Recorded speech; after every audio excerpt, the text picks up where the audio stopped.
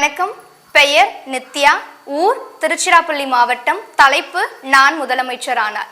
ஒரு மனிதனின் அறியாமை இருளை நீக்குகின்ற அடிப்படை தேவை கல்வி.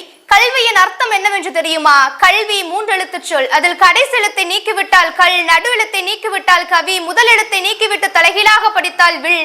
இப்படி கல் போல் இருக்கும் மனிதனின் மனதினை பண்படுத்தி செழுமைப்படுத்தி வில் போல் வளைத்து கவிபாட வைப்பதுதான் கல்வியின் அடிப்படையான நோக்கம். அள்ளி அள்ளி கொடுப்பதுதான் கல்வி. ஆனால் இன்று அள்ளி அள்ளி கொடுத்தால் தான் கல்வியே கிடைக்கிறது.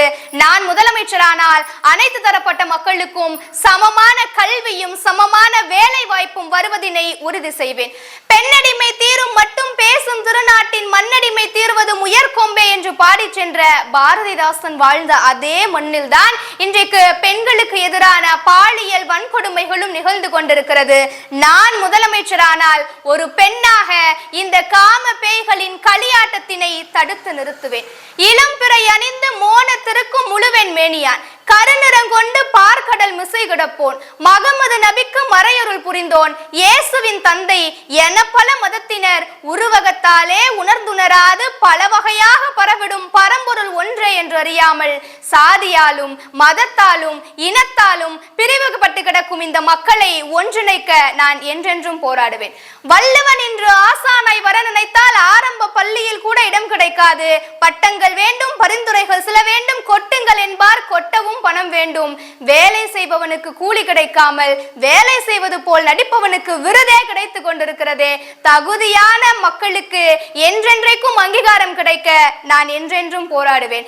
என்னுடைய கனவு மாநிலமானது எப்படி இருக்க வேண்டும் என்று சொன்னால், ஊழலில்லா அரசியல்வாதி, லஞ்சமில்லா ஊழியர், பஞ்சமில்லா நாடு, பயமில்லா பாவையர், கட்டணமில்லா கல்வி, கலவரமில்லா மாநிலம், இலவசமில்லா திட்டங்கள், ஓட்டையில்லா சட்டங்கள், ஆபத்தில்லா பயணம், அன்புள்ள பெண்கள், கலாச்சார சீரழிவில்லாத காதல், மாசற்ற சுற்றுப்புற சூழல், வன்முறை இல்லாத திரைப்படம். அதோடு மட்டுமல்லாமல் வீணர்கள் வீழ்ந்து போக, புல்லர்கள் புதைந்து போக, தீயர்கள் தீர்ந்து போக, தீவிரவாதம் தீர்ந்து போக, இல்லாமை இல்லாமல் போக, கல்லாமை கரைந்து போக, தீண்டாமை வேண்டாமையாக, பெண்ணிற்குள் பெருமை போக, பசி பறந்து போக, வறட்சி வறண்டு போக, சாதி பிரிக்கும் சண்டாளர்கள் சாய்ந்து போக, மதத்தால் நம்மை பிரிக்கும் எத்தலர்கள் வீழ்ந்து போக, விவேகம் வேகம் கொள்ள, தண்டலை மயில்கள் ஆட, தாமரை விளக்கம் தாங்க, கொண்டல்கள் குலைந்து நோக்க, குவளை கண் விழித்து நோக்க, கட்டோடு குழலாட, கண்ணென்ற மீனாட என்ற ஒரு மாநிலத்தை நான் முதலமைச்சரானால் நிச்சயமாக உருவாக்குவேன். ஒரு கவிஞர் அழகாக எழுதுவார்,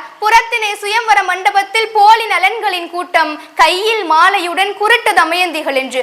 போலி நலன்கள் அரசியல்வாதிகள் என்றால் குருட்டு தமயந்திகள் நம்முடைய மக்கள் தானே. வாக்குக்காக பணத்தை வாங்கி கொண்டு வாக்களிக்க கூடிய மக்களால் எப்படி ஒரு நல்ல அரசியல்வாதியை உருவாக்க முடியும்? ஊழலே இல்லாத ஒரு அரசியல் அதிகாரத்தை நான் முதலமைச்சரானால் நிச்சயமாக உருவாக்குவேன் என்று சொல்லி நல்லதோர் வாய்ப்பளித்த அனைத்து நல்லுள்ளங்களுக்கும் நன்றி பாராட்டி விடைபெறுகிறேன். நன்றி, வணக்கம்.